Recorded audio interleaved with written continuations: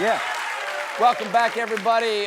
Folks, my first guest tonight has reported from conflict zones for over 2 decades and is currently CNN's chief international correspondent. Please welcome back to The Late Show, Clarissa Ward. Clarissa, thanks so much. Thanks so much. I know it must be late where you are. What time is it where you are? It is 1:12 in the morning. Okay, and thank you. I haven't slept for 13 days, but I forgive you. Okay, thank you. You're CNN's chief international correspondent. In the past, we've been lucky enough to talk to you from places like Afghanistan and Ukraine. Where are you tonight? Tonight I am in the lovely Amman, Jordan, and I have just left Tel Aviv, Israel this morning because the flights were very limited, the airspace just opening up today, so we are on our way back home through Jordan. Well, let's talk about the airspace opening back up again. As you said, you were in Israel yesterday. What is the current state of the ceasefire with Iran? Do we know? It's holding. It's holding. It got off to a very wobbly start. There was some back and forth. Then we heard President Trump had some choice words for both parties, but particularly for the Israelis. And since then, it has been quiet. And it's remarkable to see how quickly life goes back to normal. Israel announcing that it's opening schools, it's opening airports, workplaces, the beach was humming. I saw boats for the first time. The Iranians also out on the streets going to rallies. There was some kind of a classical music concert. And so, yeah, very quickly, people getting back to their lives. You've reported from Iran in the past and have contact with Iranian citizens who, Iran's a bit of a black box to Americans. It's not quite the hermit kingdom that North Korea is, but we don't really know much about the average Iranians over there. What is the view, from what you know, of what the United States has done and with Israel to the Iranian on the street? So first of all, I think we have to start out by saying that Iran is not a monolith, right? So there are lots of different people with different opinions and voices.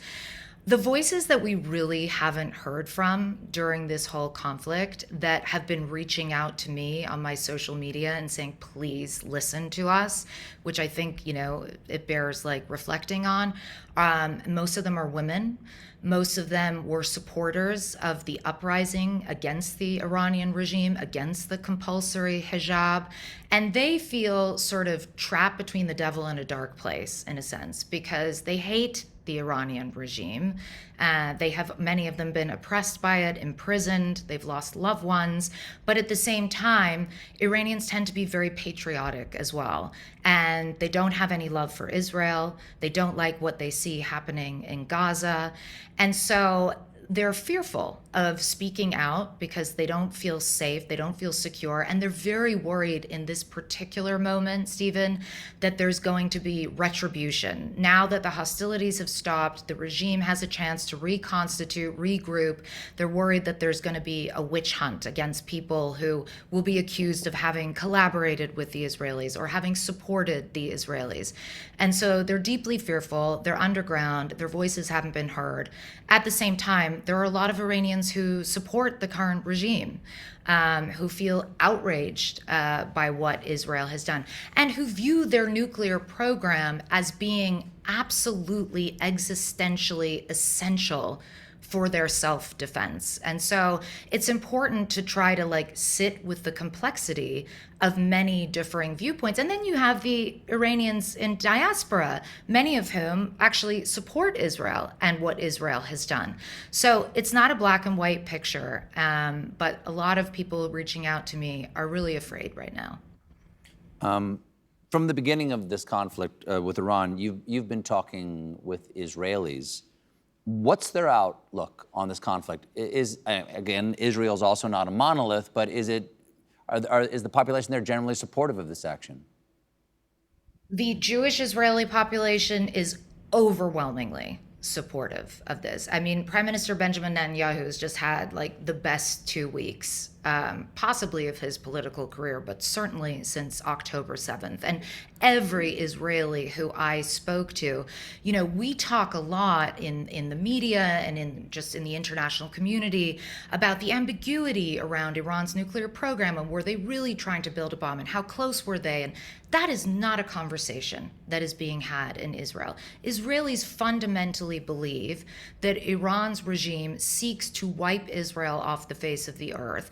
They see this as an existential issue. They see this as a question of survival. And I think there was also a sense of pride for many in Israelis looking at how this operation was carried out, the deep penetration with their intelligence, the fact that the entire leadership of the Iranian Revolutionary Guard Corps was effectively decapitated in a matter of days. In a sort of stunning set of strikes that I don't think anyone had expected to happen, because, by the way, the Iranians and the Americans were supposed to meet that weekend in Oman to have a discussion about their nuclear program. So broad support in Israel, absolutely, for this. What about for the Palestinians in Israel? If they may not agree with the actions of the Israeli government, certainly not the actions against the Palestinians in Gaza and sort of the crushing conditions they're under right now. But if Israel gets nuked, they're subject to that as well. Is there any sense of how the Palestinians view this action? Well, if you're talking about the Israeli Arabs, which is like 20% of Israel's population, we definitely found they have a different viewpoint on this latest sort of round of hostilities. We went to a town called Tamra, which was actually hit by an Iranian ballistic missile. It killed a mother, two of her daughters, as well as a visiting relative. Only her youngest daughter survived because her bedroom was the actual shelter.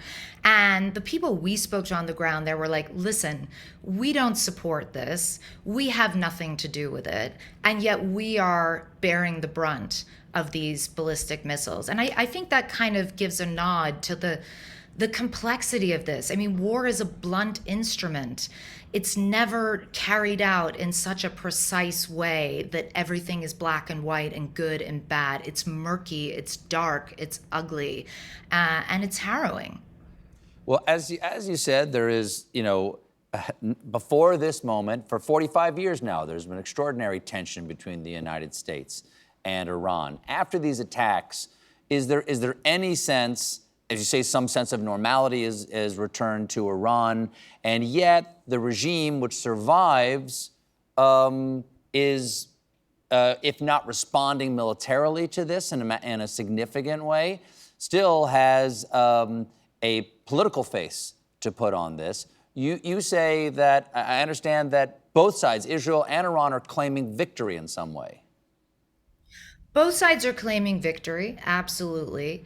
But for Iran, look, I think we have to be clear. Iran has been weakened terribly by this. This is a devastating blow. And the decision to kind of put a stop to it or draw a line under it, that is not a decision that was made from a position of strength. It was made from a tactical position of like, we need to have a timeout right now or we're not going to survive. And we heard President Trump saying, you can choose right now, peace or tragedy. And so clearly Iran wants to kind of pump the brakes, right? And diplomacy can be a part of that. And now the US and Iran are supposed to sit down together next week, according to the latest reports. We have to take a quick break, Clarissa, but we'll be right back with more Clarissa Ward, everybody. Stick around.